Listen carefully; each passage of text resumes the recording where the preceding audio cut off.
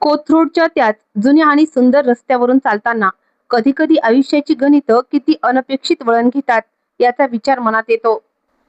माझं नाव अर्णव, पण आजची ही गोष्ट माझी नाही, तर एका अशा माणसाची आहे ज्याने स्वतःच्या हाताने आपलं हस्त खेळतं आयुष्य उद्ध्वस्त केलं होतं. लग्नाला अवघं 1 वर्ष झालं होतं, पण संसारात अजून पाळणा हल्ला नव्हता. आणि याच एका गोष्टीवरून माझं डोकं असं काही ठिकाण्यावरून गेलं की मी माझ्या पत्नीचा म्हणजेच महिमाचा छळ करायला सुरुवात केली. रोज घरात किरकोळ कारणावरून वाद घालणं, तिला टोमणे मारणं हा माझा जणू शिरस्ताच बनला होता. एके दिवशी तर मी सर्व मर्यादा ओलांडल्या. मी थेट घटस्फोटाचे कागद तिच्या पुढे फेकून दिले आणि स्पष्टच सांगून टाकलं, मला तुझ्यासोबत एक दिवसही राहायचं नाही. हे कागद बघून महिमाच्या पायाखालची जमीन सरकली. ती थरथर माझ्या पायांवर येऊन कोसळली आणि ओक्साबोक्सी रडत म्हणाली, अर्णव, असं करू नका. माझ्या आईवडिलांचं छत्र हरपलंय. जगात माझं असं कोणीच नाही. मी कुठे जाऊ सांगा. पण त्या क्षणी माझ्या डोक्यात पैशाची आणि अहंकाराची अशी काही चरबी चढली होती की तिच्या डोळ्यातले अश्रू मला दिसलेच नाही. मी तिला अक्षरशः वाऱ्यावर सोडलं आणि देशोधडीला लावून थेट परदेशात निघून गेलो. पाताळात गेलेले दिवस सरकले आणि बघता बघता तब्बल 10 वर्ष निघून गेली. परदेशात मी माझ्या नवीन जीवनात रमून गेलो. एक दिवस माझ्या कंपनीच्या मोठ्या साहेबांनी म्हणजेच बॉसने मला आनंदाने सांगितलं, अर्णव, आज भारतावरून माझी पत्नी आणि माझा मुलगा येत आहे. तुला माझ्यासोबत एअरपोर्टवर यावंच लागेल. मी उत्साहात बॉस सोबत एअरपोर्टवर पोहोचलो. थोड्याच वेळात विमानाने आलेली प्रवासी बाहेर येऊ लागले. बॉसची पत्नी आणि त्यांच्या मुलाला आणण्यासाठी मी जशी नजर वर केली आणि त्यांच्याकडे पाहिलं, तसा मी जागीच थिजलो. माझ्या पायाखालची जमीन सरकली. कारण ती दुसरी तिसरी कोणी नसून माझीच ती 10 वर्षापूर्वी सोडून दिलेली पत्नी महिमा होती. डोळ्यांवर विश्वास बसत नव्हता. माझ्या अंगावर काटा उभा राहिला. मी स्वतःशीच पुटपुटलो, ही ही इथे कशी? माझ्या तोंडून शब्द फुटत नव्हते आणि विचारांचे एकच वादळ माझ्या डोक्यात घुंगावत होतं. या 10 वर्षात नक्की काय घडलं होतं? ती साधी भोळी महिमा थेट परदेशी बॉसची पत्नी कशी बनली? या सगळ्या रहस्याचा पडदा कसा झाला हे जाणून घेण्यासाठी कथा पुढे ऐकत राहा. आणि हो, जर तुम्हालाही माणसाच्या मनाचे असे थरारक आणि भावनिक पैलू आवडत असतील तर आपल्या चॅनलला नक्की लाईक आणि सबस्क्राईब करा. मी तिच्या दोन्ही खांद्यांना पकडून तिला स्वतःपासून दूर लोटलो आणि संतापून म्हणालो, अशा या गोड गोड बोलून तू माझ्या मनाची खात्री पटवू शकत नाही. पूर्ण 1 वर्ष झालं आपल्या लग्नाला, पण तू अजून मला बाबा बनण्याचं सुख दिलं नाहीस. मी माझा राग तिच्यावर पूर्णपणे काढत पुढे बोललो, हे बघ, माझे सर्व मेडिकल रिपोर्ट्स तुझ्या समोर आहेत आणि ते अगदी तंतोतंत बरोबर आहे. मी बाप बनण्यास पूर्णपणे सक्षम आहे. नक्कीच काहीतरी खोटं तुझ्याच बाजूने आहे. लग्नाआधी सुद्धा जेव्हा मी तुला मेडिकल चेकअप करायला सांगितलं होतं तेव्हा तू स्पष्ट नकार दिला होतास. पण त्यावेळी मी तुझ्या प्रेमात इतका आंधळा झालो होतो, तुझ्या त्या सौंदर्यावर इतका भाळ होतो की मला दुसरं काहीच दिसत नव्हतं. तुझ्या त्या मेडिकल चेकअप न करण्याच्या निर्णयानं मी दुर्लक्ष केलं. मोठी चूक केली आणि आज मी माझ्या त्या निर्णयावर भयानक पश्चाताप करतोय. मी नेहमीप्रमाणे तिला टोमणं मारलं आणि माझा सगळा राग आणि पश्चाताप तिच्यावर ओतला. माझ्या त्या कठोर शब्दांनी तिच्या डोळ्यातून अश्रूचा पूर आला. ते अजून जोमानं वाहू लागले, पण आता तिच्या त्या अश्रूंनी माझ्या मनावर कोणताही परिणाम होणं पूर्णपणे बंद केलं होतं. माझा तो राग पाहून तिच्या भावनांचं माझ्यासाठी काहीच मोल उरलं नव्हतं. तिला तसंच ओक्साबोक्सी रडत जमिनीवर सोडत मी टॉवर सारख्या त्या खोलीतून बाहेर निघून आलो. माझे पाय भराभर चालत होते, पण मनाच्या कोपऱ्यात एक अनामिक घुटण आणि टोचणी मला खात होती, जी मला स्वतःला समजत नव्हती. घरातील त्या प्रशस्त डायनिंग रूम मध्ये कमालीचा सन्नाटा पसरला होता. त्या सन्नाट्यात भिंतीवर लागलेल्या घडीची टिकटिकचा आवाज अगदी कानात सुई टोचावी तसा मोठा ऐकू येत होता. घरातील प्रत्येक कोपऱ्यात आमच्या हसतमुख लग्नाचे फोटो फ्रेम मध्ये मढवून लावले होते, जिथे आम्ही दोघं कॅमेरा समोर खोटं का होईना पण आनंदात हसत होतो. कधी काळी हेच फोटो बघितले की माझ्या मनाला एक वेगळाच आनंद आणि उभारी मिळायची. पण आज त्याच फोटोवर माझी नजर पडली तेव्हा मनावर एखादा मोठा दगड ठेवल्यासारखा विचित्र आणि नकोसा भार जाणवू लागला. मी भिंतीवरच्या एका फोटोकडे टक लावून बघितलं. त्या फोटोत महिमाने लाल रंगाचा सुंदर सूट घातला होता आणि मी तिच्या खांद्यावर हात ठेवून खळखळून हसत होतो. तो दिवस माझ्या डोळ्यांसमोर उभा राहिला, जेव्हा सगळं काही किती साधं, सुंदर आणि सोपं वाटायचं. असं वाटायचं की आयुष्यात पैशापेक्षा फक्त एकमेकांचं प्रेमच सगळ्यात जास्त महत्वाचं आणि पुरेसं आहे. पण काळ जसा पुढे सरकला तसा माणसांचा स्वभाव आणि जगण्याकडे बघण्याचा दृष्टिकोन कसा बदलत गेला. महिमाचं ते हसू, जिच्या एका हलक्याशा स्माईलवर माझा संपूर्ण दिवस सुखात जायचा. ती छोट्या छोट्या गोष्टीवर हरकून जायची आणि तिच्या असण्यानं आमचं ते छोटं घर आनंदानं आणि चैतन्याने भरून जायचं. लग्नाच्या सुरुवातीचे काही महिने तर आम्ही दोघं रात्री उशिरापर्यंत गप्पा मारत बसलो असायचो. उज्ज्वल भविष्याची सुंदर स्वप्ने रंगवायचो. कुठे फिरायला जायचं याच्या भन्नाट योजना आखायचो. कधी ती मोबाईलवर लहान मुलांच्या गोड कपड्यांचे फोटो बघून आपसुकच गोड हसायची, तेव्हा मीही तिच्या त्या आनंदात सामील होऊन हसून दाद द्यायचो. त्यावेळी त्या छोट्या गोष्टी आमच्यासाठी एक अत्यंत मासूम आणि सुंदर इच्छेसारख्या होत्या. पण जसे महिने उलटत गेले, 1 वर्ष लोटलं आणि घरात कोणतीही आनंदाची बातमी आली नाही, तेव्हा तीच साधी इच्छा माझ्या मनात एक भयानक बेचैनी आणि चिडचिड बनवून घर करू लागली. आणि मग सुरू झाली खरी कसोटी. नातेवाईकांच्या किंवा मित्रांच्या कोणत्याही मैफिलीत, गेट टुगेदर मध्ये गेलो की सगळ्यात पहिला आणि जिव्हारी लागणारा प्रश्न तोच असायचा, अरे गुड न्यूज कधी देताय, अजून किती दिवस वाट बघणार. तो प्रश्न ऐकताच माझ्या पायाखालची जमीन सरकल्यासारखी व्हायची.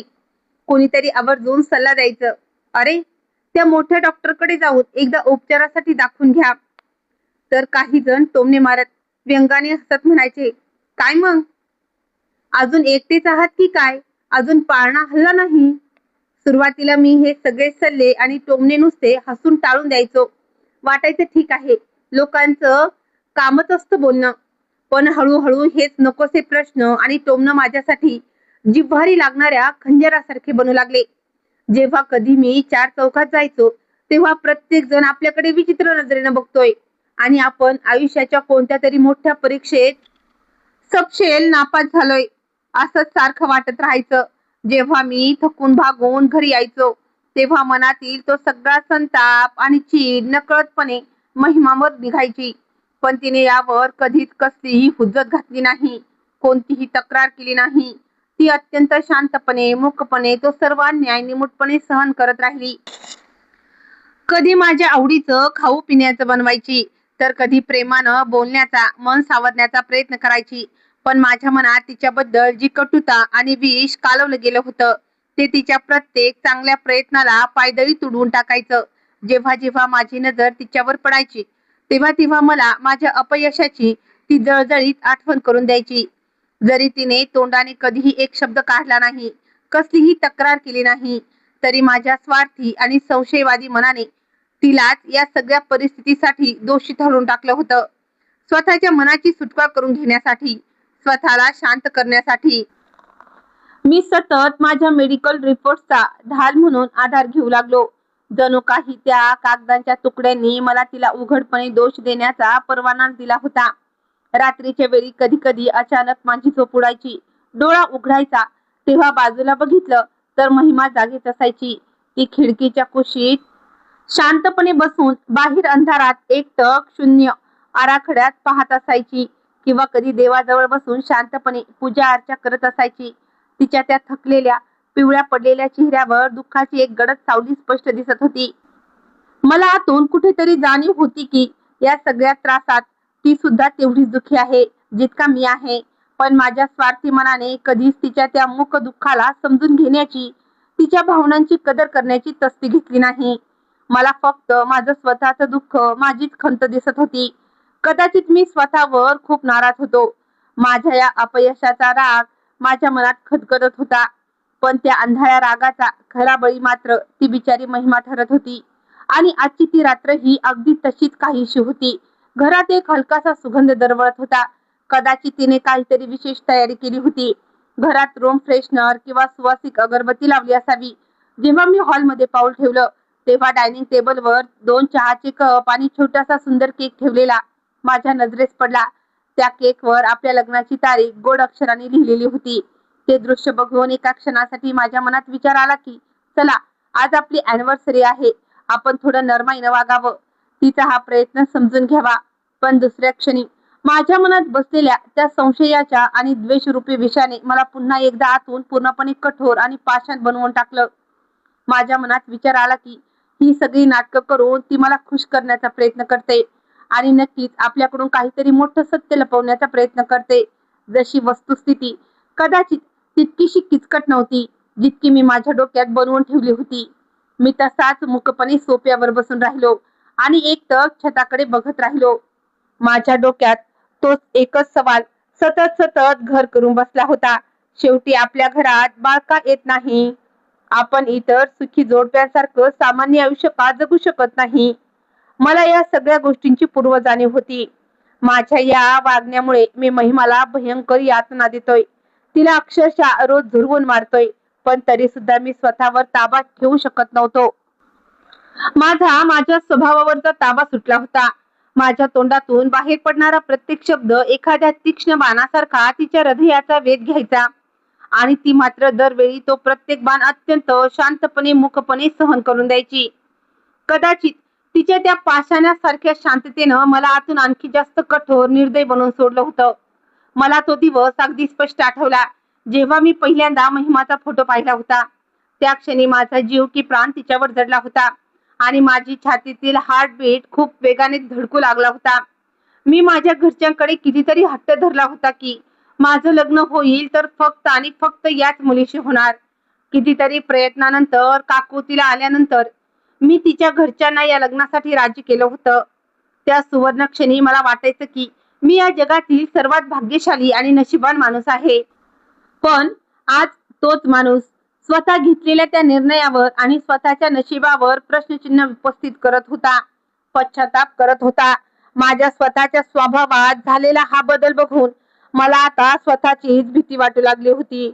पण तो बदल मी उघडपणे स्वीकारायला तयार नव्हतो. माझा अहंकारी भाव मला ते मान्य करू देत नव्हता. थोड्या वेळाने आतमधल्या खोलीतून महिमाच्या रडण्याचा आणि कुडण्याचा आवाज माझ्या कानावर पडला. ती आतमध्ये बसून अजूनही मंद आवाजात हुंदके देऊन रडत होती. तिचा तो आवाज ऐकून एका क्षणासाठी माझ्या पाषाण मनाला कुठेतरी पाझर फुटला. काळीच पिळवटून निघालं. पण दुसऱ्या सेकंदाला मी स्वतःला अजून जास्त घट्ट आणि कठोर बनवून घेतलं. मी मनात विचार केला, जर मी या क्षणी तिच्या समोर मोकळं झालो, तिच्याबद्दल पाझर फुटू दिला, तर कदाचित मी पुन्हा कधीही माझ्या मनातील हा राग आणि चीड तिच्या समोर व्यक्त करू शकणार नाही. मी पटकन माझ्या नजरा वळवल्या. नजर चोरली. जणू काही तिची ती अनामिक वेदना पाहणं किंवा तिचे अश्रू बघणं सुद्धा मला कमकुवत बनवेल अशी मला भीती वाटत होती. काळ असाच पुढे सरकत राहिला आणि माझ्या मनातील ती चीड, तो राग दिवसेंदिवस अधिक तीव्र होत गेला. मी स्वतःच एक गोष्ट प्रकर्षाने अनुभवली की आता मी तिच्यासोबत एका छताखाली नीट बसून 2 शब्द बोलण्याचं सुद्धा कटाक्षाने टाळू लागलो होतो. तिचं साधं सरळ बोलणं सुद्धा मला आता एखादा मोठा उपदेश किंवा मला समजवण्याचा आळशी प्रयत्न वाटू लागला होता. तिचा तो साधा गोड चेहरा किंवा तिचा तो हसरा स्वभाव सुद्धा मला आता पूर्णपणे बनावटी, खोटा आणि दिखाऊ भासू लागला होता. कदाचित हे सगळं माझ्याच मनाचं एक खोटं वहम, एक गैरसमज होता. पण त्या भ्रमाच्या जाळ्यातून मी स्वतःला बाहेर काढू शकत नव्हतो. मी स्वतःच्या मनाची पूर्णपणे समजूत घातली होती आणि स्वतःला पक्क पटवून दिलं होतं की या सगळ्या संकटात आणि समस्येत दोष फक्त आणि फक्त तिचाच आहे. आणि याच टोकाच्या विचाराने मला दिवसेंदिवस तिच्यापासून आणखी जास्त दूर आणि पोरका करत नेलं. कधी काळी माझ्या मनात तिच्यासाठी जे अथांग प्रेम होतं ते जणू एखाद्या दाट धुक्यात कुठेतरी कायमचे लपून बसलं होतं. प्रेमाची जागा आता एका संपूर्ण ठप्प झालेल्या बर्फासारख्या थंड आणि कोरड्या मनाने घेतली होती. आता तिच्या सोबत एका छताखाली राहणं किंवा तिच्या आसपास असणं सुद्धा मला एक नकोसा मोठा भार वाटू लागला होता. मी माझ्या मनातल्या मनात अगदी पक्क ठरवून घेतलं होतं की आता या नात्यात कोणत्याही भावनांना, प्रेमाला किंवा ममतेला जराही जागा द्यायची नाही. मला फक्त माझी स्वतःची जिद्द, माझी इच्छा आणि माझाच हट्ट दिसत होता. आणि ती इच्छा वेळेवर पूर्ण न झाल्यामुळे झालेल्या नैराश्याने मला पूर्णपणे अंध बनवून टाकलं होतं. हळूहळू परिस्थिती अशी बिकट होत गेली की आता मला महिमाचा चेहरा बघणं सुद्धा नकोस वाटू लागलं होतं. आमच्यातले ते जुने दिवस, ते प्रेम, ती ओढ जणू काही हळूहळू आणि कायमची पुसून टाकली गेली होती. मी प्रत्येक दिवशी स्वतःला अधिक जास्त कठोर, पाषाण आणि निर्दयी बनत चालल्याचं अनुभवत होतो. आमच्या त्या हसत्या खेळत्या घरात आता कमालीचा स्मशानवत सन्नाटा पसरला होता. आमची जी दिनचर्या एकेकाळी तासागणिक गप्पांमध्ये जायची, ती आता अगदी मोजक्या आणि गरजेच्या वाक्यांपुरतीच मर्यादित होऊन राहिली होती. ती कधी माझ्याजवळ येण्याचा, मला समजवण्याचा किंवा प्रेमाने 2 शब्द बोलण्याचा प्रयत्न करायची, तेव्हा मी नेहमीच अत्यंत रुक्ष, कोरड्या आणि उखडलेल्या स्वरात तिची बोलती बंद करून टाकायचो. तिच्या त्या लाखभी डोळ्यांमध्ये प्रत्येक क्षणी एकच मूक सवाल सतत रेंगाळत असायचा. "अर्णव, तू इतका कसा बदलून गेलास? माझ्यावरचं तुझं ते प्रेम कुठं निघून गेलं?" पण तिच्या त्या डोळ्यातल्या तळमळीच्या आणि हत्येच्या प्रश्नांना सामोरं जाण्याची माझी कधी हिंमतच झाली नाही.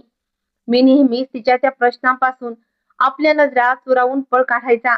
कदाचित याचं खरं कारण हेच होतं की माझ्या या अतोनात बदलाचं उत्तर स्वतः माझ्यापाशीही नव्हतं. मला फक्त एवढंच ठाऊक होतं की माझ्या मनातील ती अनामिक बेचैनी, अपयशाची खंत आणि एका मुलाची आस यांनी मला असं काही बदलून टाकलं होतं की मी आता माझ्या मनात कोणत्याही कोमल भावनांसाठी, दयेसाठी किंवा प्रेमासाठी ती मात्र जागा उरली नव्हती. आणि मग एके दिवशी आयुष्यात अशी एक भयंकर आणि नाट्यमय घटना घडली, ज्या घटनेनं आमच्या दोघांच्या नात्यात उरली सुरली ती प्रेमाची आणि विश्वासाची शेवटची भिंत सुद्धा जमीनदोस्त करून टाकली. झालं असं की एका कौटुंबिक कार्यक्रमात माझ्या आईनं काही नातेवाईक आणि पाहुण्यांसमोर बोलता बोलता सहज विषय काढला आणि सर्वांसमोर बोलून दाखवलं की नक्कीच काहीतरी अडचण किंवा समस्या या महिमामध्येच असणार, नाहीतर आतापर्यंत पाळणा हल्ला असता. ती ऐकून महिमा तिथे उपस्थित समोर पूर्णपणे खजील झाली, पण तिने तिथे एक शब्द सुद्धा उच्चारला नाही. ती पूर्णपणे गप्प राहिली. पण जेव्हा ती रात्री आपल्या खोलीत आली, तेव्हा मी तिला एकटीला बसून हुंदके देऊन ओक्साबोक्शी रडताना पाहिलं. त्यावेळी तिने प्रचंड मन घट्ट करून स्वतःला सावरत अतिशय विनवणीच्या स्वरात मला म्हटलं, "अर्णव, आपण दोघं एकदा पुन्हा त्या मोठ्या डॉक्टरांकडे उपचारासाठी जाऊया का? कदाचित ही समस्या आपल्या दोघांपैकी कोणामध्येच नसेल. काही वैद्यकीय कारण असेल. आपण एकदा खात्री तर करून घेऊ." तिची ती आर्त हाक ऐकून, तिची ती साधी आणि गाऱ्हाणेने भरलेली ओळ ऐकून मला असं वाटलं जणू ती थेट माझ्या पुरुषत्वावर प्रश्नचिन्ह उपस्थित करत आहे. माझ्या अंगात एकच संताप संचारला आणि रागाच्या भरात माझा पूर्ण ताबा सुटला. मी आवाजाची पातळी वाढवत तिच्यावर डाका टाकला. चिडून ओरडलो, "तुझ्या याच नाकर्तेपणामुळे मला आज 4 चौघांसमोर मान खाली घालावी लागते. आणि आता तू या सगळ्या कारणावरून सरळ मलाच दोषी ठरवू पाहते की काय?" तिने अत्यंत घाबरत, थरथरत तात्काळ नकार दिला. "नाही अर्णव, माझा असा मुळीच हेतू नाही." पण मी काहीही ऐकण्याच्या मनस्थितीत नव्हतो. माझ्या डोक्यात रागाची आंधळी पट्टी बांधली होती. मी संतापाच्या भरात तिच्या हातातील मेडिकल कागदपत्रांची फाईल हिसकावून घेतली आणि जोरात जमिनीवर आपटून फेकून दिली. ते सर्व कागद विखुरले गेले आणि ती बिचारी एका कोपऱ्यात भीतीनं थरथरत मागे सरकली. आणि त्या दिवशी पहिल्यांदाच महिमाच्या तोंडातून असा आवाज फुटला. तिनेही स्वतःचा स्वर उंचावत धैर्याने म्हटलं, "अर्णव, मी सुद्धा एक हसती खेळती माणूस आहे. कोणतंही मशीन नाही. मी सुद्धा आता थकले. तुझ्याकडून मिळणारे रोजचे हे टोमणे, हा नाहक अपमान आणि प्रत्येक गोष्टीचा आळ माझ्या एकटीच्या डोक्यावर घेत घेत माझा जीव गुदमरून गेलाय." तिचे ते शब्द माझ्या हृदयावर एखाद्या धगधगत्या लोखंडी शस्त्राच्या घावासारखे बनले. पण माझ्या अहंकारामुळे मला असं वाटलं की ही महिमा आज माझ्याशी हुज्जत घालते, माझ्याशी तोंड वर करून वाद घालते. मी अतिशय थंड, बर्फासारख्या कोरड्या आणि रागीट स्वरात तिला सुनावून टाकलं, "जर तुला या घरात राहण्याबद्दल इतकीच आणि अशा प्रकारची समस्या वाटत असेल, तर तुला या घरात जबरदस्तीने राहण्याची कोणतीही गरज नाही. तू खुशाल निघून जाऊ शकतेस." माझे ते कठोर शब्द ऐकून ती क्षणात गप्प बसली. तिच्या तोंडातून शब्द फुटला नाही, पण तिच्या त्या मुख चेहऱ्यावर आणि डोळ्यात आतून काहीतरी कायमचं तुटल्याचा, चक्काचूर झाल्याचा आवाज मला स्पष्टपणे ऐकू येत होता. दुसऱ्या दिवशी ती दिवसभर माझ्याशी जुळून घेण्याचा, माझ्याशी बोलण्याचा सतत प्रयत्न करत राहिली. पण मी माझा हाव तसाच कडक ठेवून तिला पूर्णपणे दुर्लक्षित केलं. तिच्याकडे ढुंकूनही पाहिलं नाही. रात्र झाली आणि ती तशीच येऊन माझ्यासमोर उभी राहिली.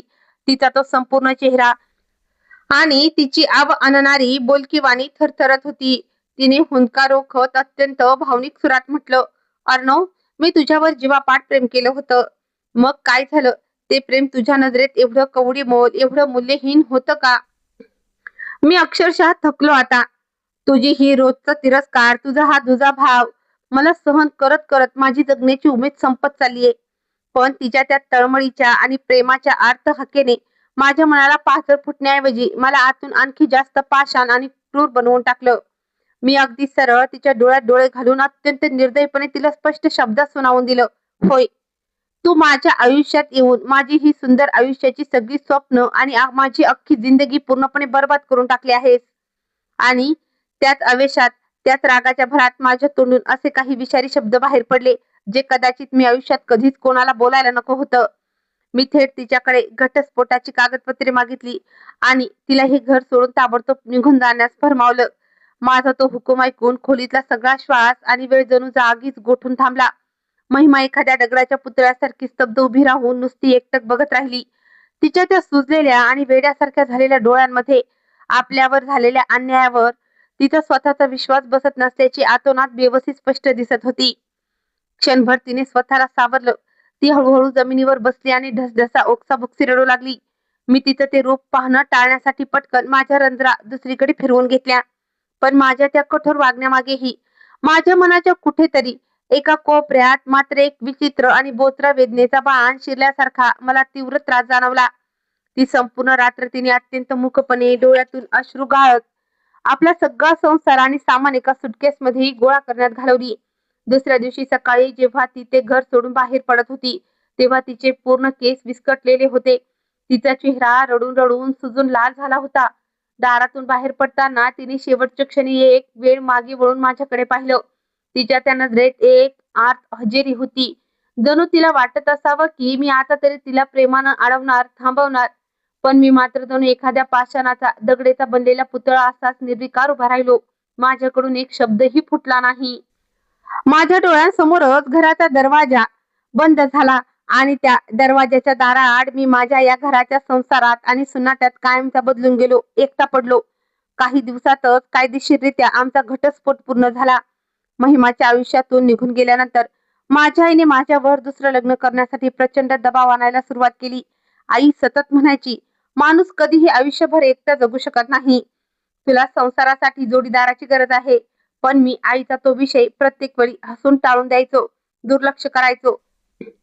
कारण तिच्या जाण्याने माझ्या मनाच्या आत एक अथांग आणि कधीही न भरून येणारा असा पोकळ, खालावलेला रिक्तपणा तयार झाला होता. यातून सुटका मिळवण्यासाठी मी स्वतःला पूर्णपणे कामात, प्रोजेक्ट्स मध्ये झोकून दिलं. पण जेव्हा मी थकून घरी यायचो तेव्हा या घराच्या रिकाम्या चारही भिंती मला अक्षरशः गिळायला उठल्यासारख्या खायला उठायच्या. शेवटी एका दिवशी मी कंटाळून मोठा निर्णय घेतला आणि देश सोडून थेट परदेशात निघून जाण्याचा पक्का निश्चय केला. आईनं मला खूप समजवण्याचा प्रयत्न केला, मला रोखण्याचा प्रयत्न केला, पण मी कोणाचंच ऐकलं नाही. स्पष्ट नकार दिला. कदाचित मला स्वतःच्या भूतकाळातील आठवणींपासून आणि या घरातील प्रत्येक कोपऱ्यातून महिमाची साक्ष देणाऱ्या त्या प्रत्येक गोष्टीपासून पळ काढायचा होता. दूर जायचं होतं.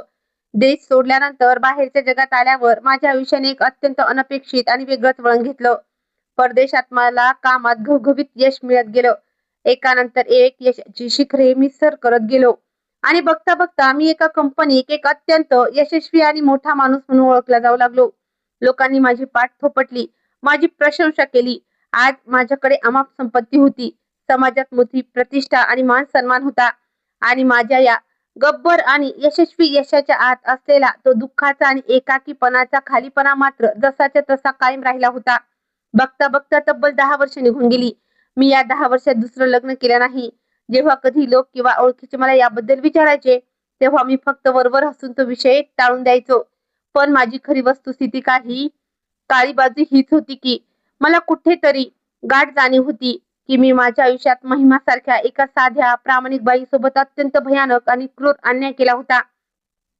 तिच्या या आयुष्यातून निघून गेल्यानंतर माझ्या मनात तिच्याबद्दल जे प्रेम कुठेतरी दाबून राहिलं होतं ते काळ जसजसा पुढे सरकत गेला तसतसं अधिक तीव्र आणि प्रखर होत गेलं होतं. रात्रीच्या निवांत वेळी जेव्हा मी एकटा बसायचो तेव्हा तिचं ते निरागस हसू, तिची ती गोड बोलण्याची पद्धत माझ्या डोळ्यांसमोर तरळायची. तिची ती पाणवलेली, दुःखाने भरलेली नजर मला सतत आठवायची आणि ते आठवून माझ्या काळजाचा ठाव घ्यायचा. मनात एक प्रचंड जड पश्चातापाची आग उसळून निघायची. आणि मग तोच दिवस उगवला. एका दिवशी ऑफिसमध्ये मला सांगण्यात आलं की मला एअरपोर्टवर जाऊन एका विशेष पाहुण्याला रिसीव्ह करून आणावं लागेल. मी गाडी चालवत रस्त्यावरून जात असताना विचाराच्या तंद्रीत पूर्णपणे हरवून गेलो होतो. एअरपोर्टच्या त्या प्रचंड गर्दीत मी हातात पाटी घेऊन एका बाजूला उभा राहून वाट पाहत होतो. तेवढ्यात माझ्याच बाजूला उभे असलेले दोन व्यक्ती आपापसात बोलत होते. त्यापैकी एक जण आपल्या पत्नीच्या आठवणीत म्हणाला, अरे बायकोशिवाय या आयुष्यात सगळं असूनही जगणं असं अर्ध अर्ध वाटतं बघ. ते एका साध्या वाक्याने माझ्या मनाचा बांध फुटला आणि माझ्या हातलं सगळं धैर्य जणू क्षणार्धात चुराडा होऊन गेलं. महिमाची ती साधी आर्तमूर्ती माझ्या मनावर पूर्णपणे स्वार झाली. मला तो दिवस अगदी स्पष्ट आठवला, जेव्हा ती तिच्या आयुष्याचा आणि अस्तित्वाचा असा पुतळा तुटलेला असताना हतबल होऊन हे घर सोडून निघून गेली होती. आणि मी इतका निष्ठुर झालो होतो की तिला 2 पावलं पुढे जाऊन थांबवण्याची, सावरण्याची साधी तस्ती सुद्धा घेतली नव्हती.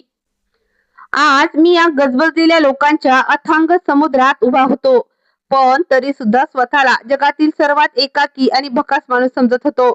माझ्या या यशाच्या आणि संपत्तीच्या शिखरावर पोहोचून सुद्धा माझ्या आयुष्यात एक अशी पोकळी होती जी जगातील कोणतीही ताकद कधीच भरून काढू शकत नव्हती.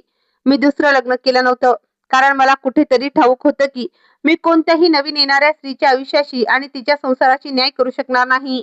आणि कदाचित यामागचं दुसरं सर्वात मोठं कारण हेच होतं की माझ्या त्या गुन्हेगार आणि पश्चातापी मनामध्ये महिमाच्या नावाचा तो अपराधबोध अजूनही जिवंत जळजळीत होता. तिच्या त्या निघून जाण्याने तर मला खऱ्या अर्थाने शिकवलं होतं की प्रेम म्हणजे नक्की काय असतं आणि कोणाचं तरी हसणं हिरावून घेतल्यावर मिळालेल्या दुःखाची किंमत काय असते. हाच जाणीवेचा प्रत्येक क्षण मला रोज थोडा थोडा आतून मारत होता. मला रडवत होता. एअरपोर्टच्या त्या चकाकणाऱ्या दिव्यांच्या रोषणाईत उभा राहून मी सारखं घड्याळ आणि येणाऱ्या प्रवाशांच्या रांगा बघत होतो. माझ्या कंपनीच्या बॉसने मला सकाळीच हसून सांगितलं होतं, अर्णव, आज माझी पत्नी आणि माझा लहान मुलगा भारताहून येत आहे. तू माझ्यासोबत एअरपोर्टवर चल. मी त्यावेळी हे अगदी सहज ऑफिसचं काम समजून होकार भरला होता. पण येताना माझ्या मनात एक अजीब आणि नकोशी बेचैनी घर करून बसली होती. कदाचित माझ्या भूतकाळातील त्या न सुटलेल्या आठवणी पुन्हा एकदा माझ्या मनात डोकावू बघत होत्या, किंवा कदाचित तो माझा खोल एकटेपणा मला प्रत्येक दृश्यातून अधिक उदास करत होता. समोरून येणाऱ्या प्रवाशांचा लढा आणि लोकांची गर्दी हळूहळू बाहेर येत होती. कोणी आपल्या प्रिय व्यक्तीला भेटून आनंदाने मिठी मारत होतं, तर कोणी आपल्या लहान मुलांना प्रेमानं कवेत घेत होतं. मी ती सगळी गर्दी पाहत स्वतःची विचार करत होतो, आयुष्यात माणसं किती सहजतेनं आणि किती वेगानं पुढे निघून जातात ना. पण काही दुर्दैवी माणसं मात्र या जुन्या वाटेवर, त्या जुन्या आठवणींच्या गर्ततेत कायमचे अडकून राहतात. आणि तेवढ्यात माझ्या कंपनीचा तो मोठा साहेब अत्यंत आनंदाने हाताने खुणावत पुढे सरसवला. माझी नजर सुद्धा आपसुकच त्या दिशेने वर उठली आणि त्या दिशेकडे गेली. आणि पुढच्याच एका सेकंदात माझ्या पायाखालची जमीन अक्षरशः सरकली. माझ्या संपूर्ण शरीरात विजेच्या कडकडाटासारखी एक थंडी गोठवणारी लाट पसरली आणि माझी दोन्ही हात थरथर कापू लागले. समोरून चालत येणाऱ्या त्या स्त्रीला पाहताच माझ्या श्वासांची गती जणू जागीच ठप्प झाली, थांबली. ती दुसरी तिसरी कोणी नसून माझीच ती जुनी 10 वर्षापूर्वी हद्दपार केलेली पत्नी महिमा होती. वेळ आणि काळ जणू त्या एका क्षणासाठी गोठून थांबला होता. ती पूर्वीपेक्षा खूप जास्त शांत, गंभीर आणि एका राजसी अफाट गरिमापूर्ण रुबाबात दिसत होती. तिच्या त्या सुंदर आणि सोज्वळ चेहऱ्यावर एक अफाट आत्मविश्वास आणि वेगळा सोज्वळपणा स्पष्ट दिसत होता. तिच्या त्या सोज्वळ चेहऱ्यावर एक अफाट आणि वेगळाच आत्मविश्वास झळकत होता. असा आत्मविश्वास जो मी माझ्या सोबत घालवलेल्या त्या 10 वर्षात कधीही पाहिला नव्हता. तिच्या शेजारी एक गोंडस लहान मुलगा उभा होता, जो एअरपोर्टवर येताच आनंदाने उड्या मारत थेट माझ्या कंपनीच्या बॉसच्या गळ्यात पडला. माझ्या बॉसने अत्यंत प्रेमानं त्या छोट्या मुलाला उचलून घेतलं आणि लगेच महिमाच्या खांद्यावर आपला प्रेमाचा हात ठेवला. ते दोघेही तिथे एखाद्या परिपूर्ण, सुखी आणि समाधानी कुटुंबासारखे दिसत होते. त्यांचं ते सुख पाहून माझ्या मनातील सगळा जिवंतपणा क्षणात नाहीसा झाला. मी आतून पूर्णपणे पोकळ आणि खालावून गेलो. माझ्या काळजात जणू कोणीतरी एखाद्या जुन्या न भरलेल्या जखमेवर पुन्हा एकदा धारदार सुरी खुपसली असावी, असा तीव्र आणि असह्य वेदनेचा झटका बसला. तेवढ्यात महिमाची नजर अचानक माझ्यावर पडली. एका क्षणासाठी तिची पापणी लवली. तिने मला पाहिलं. कदाचित ती सुद्धा मला एका नजरेत ओळखली होती, पण पुढच्या सेकंदाला तिने अत्यंत सहजपणे माझ्यावरून नजर फिरवून घेतली. असा आवाजला जणू मी तिथं अस्तित्वातच नाही. मी कोणी परका माणूस किंवा साधा खांबच आहे. तिच्या त्या एका दुर्लक्ष करण्याच्या आणि उपेक्षेच्या वागण्याने माझ्या हृदयावर एखाद्या अत्यंत कठोर आणि मूक शिक्षेसारखा प्रहार केला. मी लाख प्रयत्न करूनही माझ्या पायातून एक पाऊल सुद्धा पुढे टाकू शकलो नाही. मी तिथेच दगड होऊन थिजलो होतो. माझा तो बॉस माझ्या जवळ आला आणि अत्यंत आनंदाने माझी ओळख करून देत म्हणाला, अर्णव, ही माझी पत्नी महिमा आणि हा माझा लाडका मुलगा अंशुमान. त्यांचे ते शब्द माझ्या कानावर पडले आणि माझ्या कानात फक्त आणि फक्त एकच जीवघेणा शब्द सतत घुमू लागला, संतान. तीच अपत्याची, मुलाची आस. ज्या एका गोष्टीसाठी मी माझ्या आयुष्यातील सगळ्यात मौल्यवान हस्तखेळतं नातं आणि प्रेम क्षणात मातीत तुडवून टाकलं होतं, संपून टाकलं होतं. आज तीच इच्छा, तोच मुलगा आणि ती स्त्री दुसऱ्या कोणाच्या तरी संसारात, दुसऱ्या कोणाच्या तरी मिठीत हसतमुख आनंद साजरा करत होती. एअरपोर्ट वरून कार्यालयात परत येताना तो संपूर्ण रस्ता माझ्यासाठी धुसर, काळोखाचा आणि भयानक भासत होता. गाडी चालवताना वाटेत घडलेला प्रत्येक प्रसंग मला पुन्हा एकदा माझ्या त्या क्रूर भूतकाळात ओढत घेऊन जात होता. महिमाचे ते डोळ्यातले अश्रू, तिचे थरथरणारे ते कोवळे हात, तिची ती जीवाभावाची अर्थ विनवणी, या सगळ्या आठवणींनी मला जगात कुठलाही कोपरा राहिला नाही असं पूर्णपणे उद्ध्वस्त करून सोडला.